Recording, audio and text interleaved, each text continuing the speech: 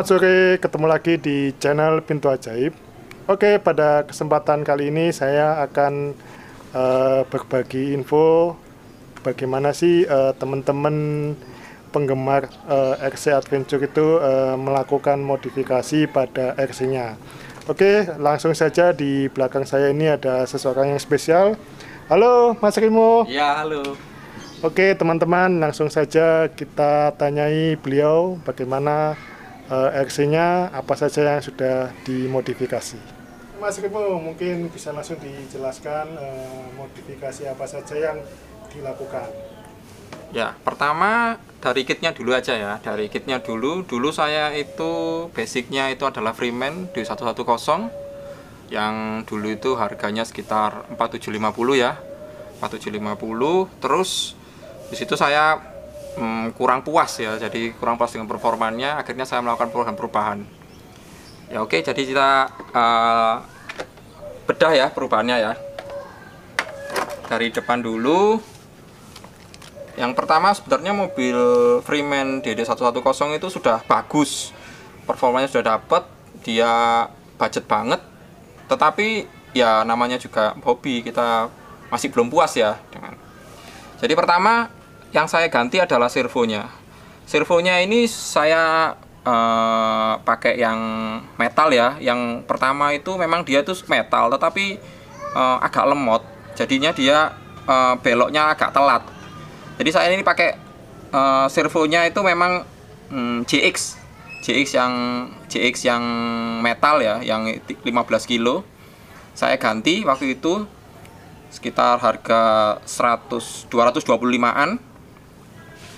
Di situ setelah itu saya ganti juga di gardan. Waktu itu gardannya memang reverse. Saya kesusahan untuk nyari yang reverse. Jadi saya pakai gardan portal. Jadi gardan portal ini bisa dibolak-balik. Kelebihannya dia bisa straight, bisa reverse. Jadi cocok untuk kitnya Freeman itu.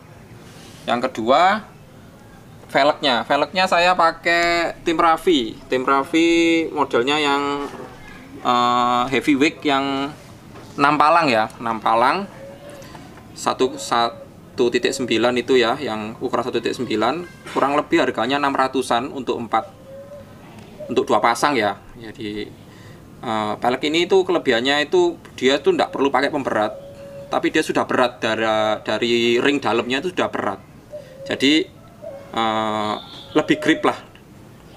Yang kedua saya ganti di bannya saya pakai RC 4WD Mickey Thompson ya. Mickey Thompson ukuran 106. Waktu itu harganya kalau di toko hijau itu 1,2 kalau nggak salah ya, 1,2 untuk 4 ya, untuk 4 ini ya 1,2. Jadi ban ini memang skill banget dari MTZ itu Mickey Thompson.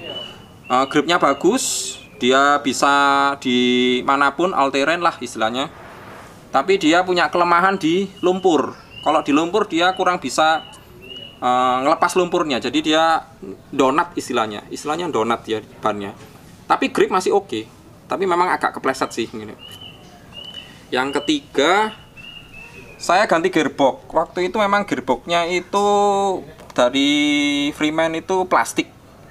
Memang case-nya aja yang metal. Waktu itu saya rusak ya, waktu itu saya ganti. Ini sekitar 400-an. Ini yang gearbox straight, bukan yang reverse. Yang reverse kurang lebih selisihnya cuma 450. Saya nyoba yang searah waktu itu. Jadi ini sekitar 400-an. Yang kedua,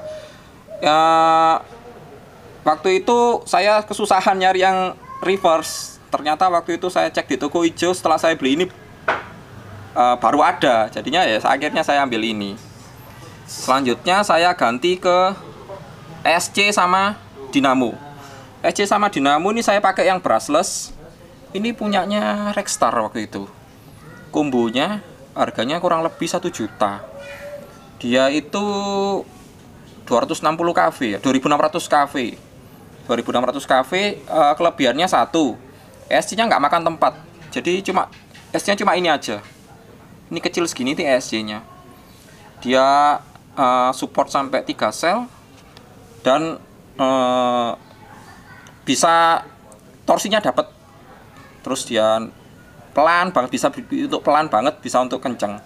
Jadinya torsi ini masuklah. Memang ada kelemahannya di kalau dia masuk air ya, karena dia sensorless. Jadi kadang-kadang dia mati, gitu aja. Tapi selebihnya oke lah. Selanjutnya saya ganti ke gardan. Kopel, sorry. Kopelnya ini saya pakai boom racing yang voodoo.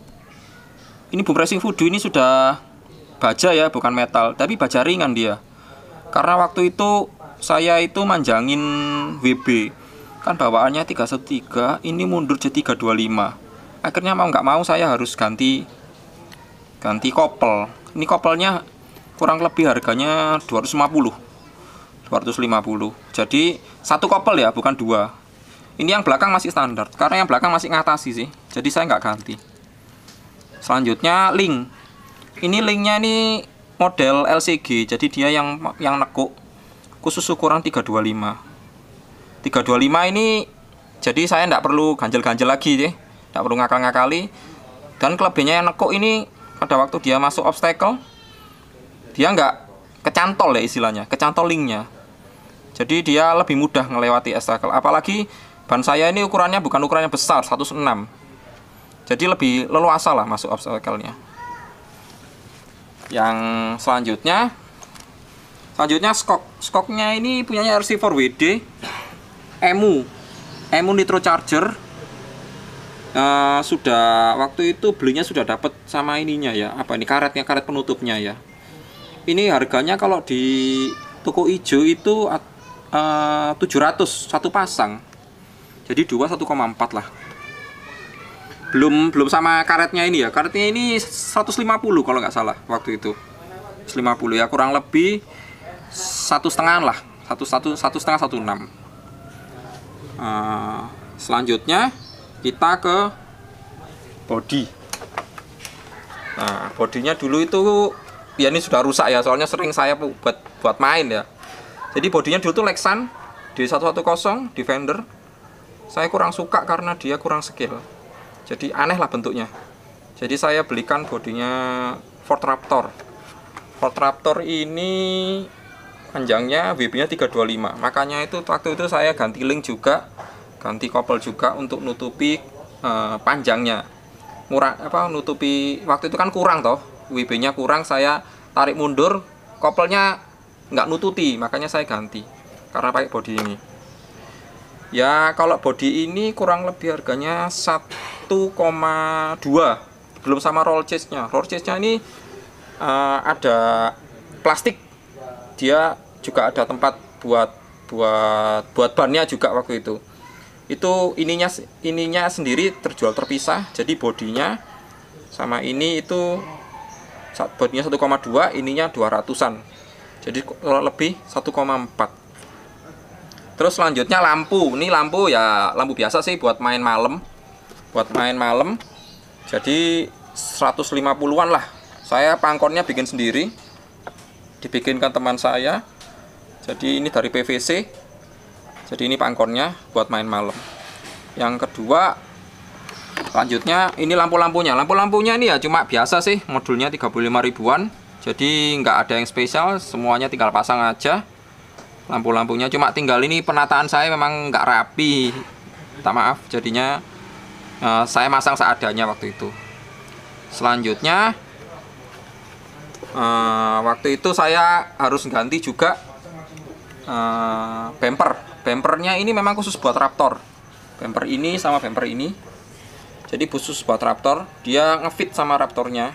Jadi press. Saya coba dulu ya. Nah, jadi press. Jadi dia dia ngepres sama bodinya yang belakangnya. Ngepres. Jadi ini harganya 200-an. Ya, jadi itu upgrade yang saya lakukan di mobil ini. Kurang lebih saya habiskan sekitar mulai dari kit sampai mobil ini tersebut jadi, kurang lebih saya habiskan 9 sampai 10 lah. 9 sampai 10. Di situ saya ngerasa puas ya dengan performa dari RC Trail ini, karena pergantian-pergantiannya ada harga ada rupa ya. Jadi saya ngerasa RC ini udah bisa di air bisa, di lumpur bisa, main batu bisa. Sekian, gitu aja. Makasih.